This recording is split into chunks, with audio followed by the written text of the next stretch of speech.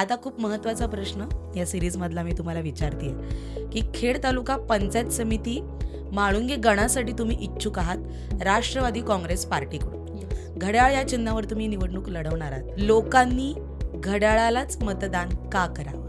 आपणा सर्वांना माहिती आहे की आपले उपमुख्यमंत्री अजितदादा पवार यांचं ब्रीदवाक्य आहे, काम करत आलो काम करत राहू. तर आतापर्यंत अजितदादांच्या माध्यमातून आपल्या तालुक्यामध्ये अनेक अशा सुविधा आपल्याला प्राप्त झाल्यात.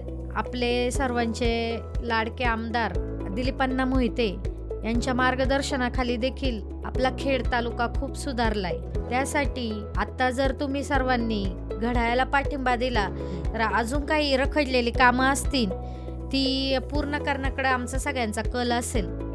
पण लोकांनी अश्विनी तरस यांनाच का मतदान करावं? आता हे झालं घड्याळ चिन्हाबद्दल तुम्ही आता बोललात, पण स्पेसिफिक अश्विनी तरस यांनाच लोकांनी का मतदान करावं? लोकांसमोर अश्विनी तरस हे नाव आलं की सावरदरी गाव, आणि अश्विनी म्हणजे फक्त आश्वासन नाही तर ते आश्वासन पूर्ण करणे हेच तिचं ध्येय आहे.